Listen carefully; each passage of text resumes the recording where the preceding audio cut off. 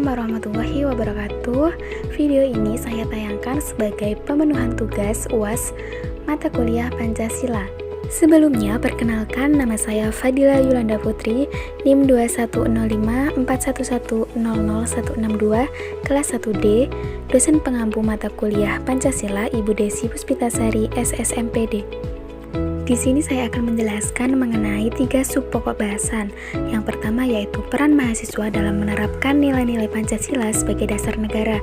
Yang kedua, ideologi Pancasila sebagai integrasi nasional. Dan yang ketiga, implementasi Pancasila sebagai sistem etika. Memasuki pembahasan yang pertama yaitu peran mahasiswa dalam menerapkan nilai-nilai Pancasila sebagai dasar negara. Indonesia termasuk salah satu negara yang memiliki prinsip sendiri dalam kehidupan berbangsa dan bernegara, sehingga berbeda dengan bangsa lainnya, dan hal itulah yang menjadikan ciri tersendiri bagi bangsa Indonesia, yakni dengan menjadikan Pancasila sebagai dasar negara.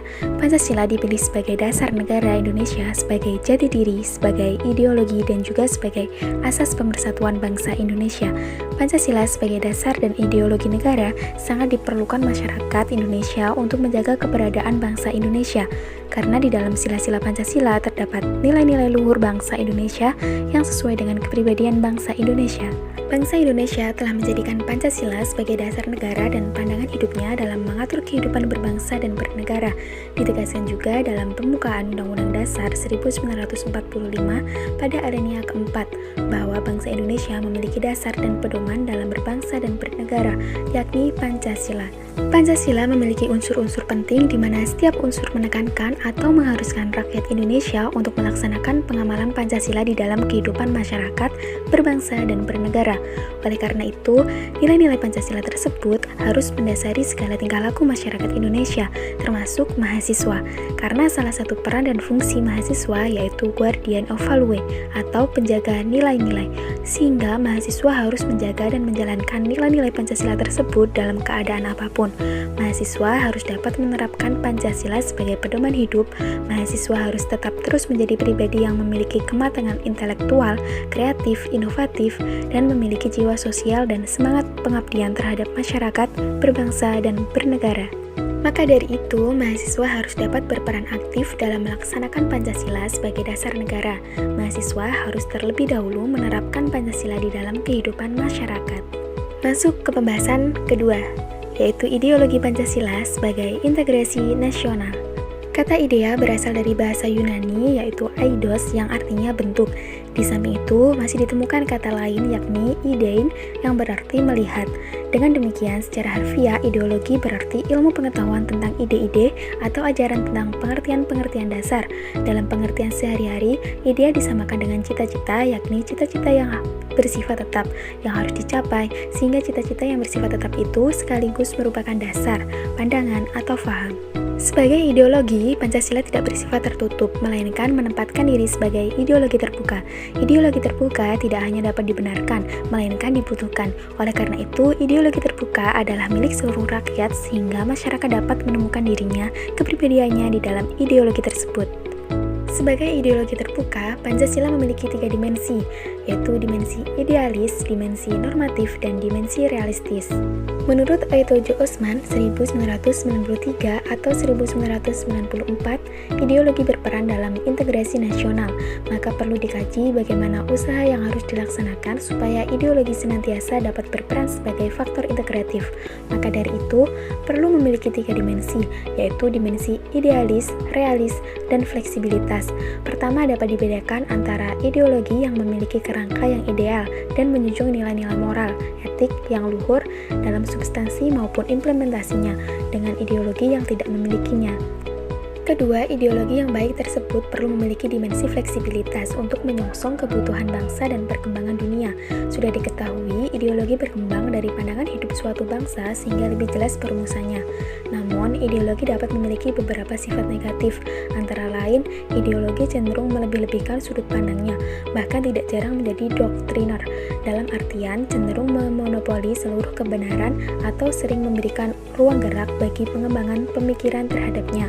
Keadaan demikian akan dapat menjelma menjadi sumber timbulnya faktor disintegrasi, manakala tidak ada lagi ruang gerak bagi perkembangan dan kemajuan masyarakat akan merasa terkungkung.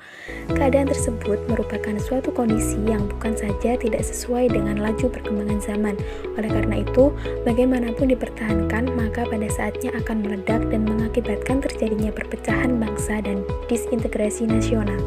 Berdasarkan hal tersebut, maka dibutuhkan adanya suatu upaya yang perlu senantiasa dilaksanakan seirama dengan gerak perkembangan kehidupan masyarakat, bangsa, dan negara yang dinamis, sehingga ideologi Pancasila dapat diimplementasikan secara nyata tidak sekedar wacana belaka.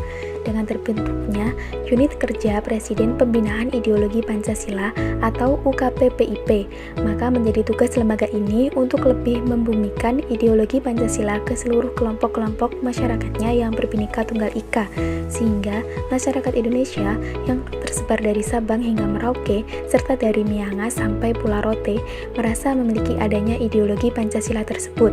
UKPPIP tentunya tidak bisa bekerja sendirian, harus memberdayakan kalangan cerdik pandai dari berbagai kampus di tanah air serta berbagai kalangan yang merasa concern dengan perkembangan ideologi Pancasila yang mengalami pasang naik dan turun seirama pergantian rezim pemerintahan yang berkuasa. Oleh karena itu, dengan kehadiran peran serta pemerintah dan partisipasi masyarakat dalam proses integrasi nasional tersebut berlandaskan ideologi Pancasila. Dengan demikian, peranan ideologi Pancasila dalam integrasi nasional sangat mempunyai peran yang sangat penting dalam mewujudkan dan menjaga kesetaraan dan keselarasan antar masyarakat dalam negara. Masuk ke pembahasan ketiga, yaitu implementasi Pancasila sebagai sistem etika. Etika dan Pancasila merupakan dua hal yang tidak bisa disisihkan, karena isinya mengajarkan tentang nilai yang tercantum kebaikan. Menurut Hartati 2019, etika Pancasila ialah etika dasar penaksiran buruk dan baik dalam nilai sila Pancasila, yaitu nilai ketuhanan, kemanusiaan, persatuan, dan kerakyatan, serta keadilan. Sebagai masyarakat Indonesia, perilaku tidak boleh bertentangan dengan Pancasila dan harus bisa meninggikan nilai sila yang jelas membentuk suatu hal yang banyak meneruskan faedah pada banyak orang. Pancasila memegang kewajiban penting pada pelaksanaan semacam sistem etika yang benar pada wilayah. Dapat dilihat bagaimana dan kapan saja ketika berupaya kita hendaklah untuk melaksanakan budi pekerti etika, seperti etika berbicara, berpakaian, dan juga sopan santun seperti tercantum dalam sila kedua Pancasila, di mana tidak dapat dipungkiri bahwa keberadaan Pancasila dalam lingkungan dapat membentuk etika bangsa ini sungguh sangat diperlukan. Terdapat dua istilah Pancasila sebagai sistem etika, yakni etika dan etiket. Etika merupakan moral, sementara itu etiket lebih kepada sopan santun dan adat istiadat.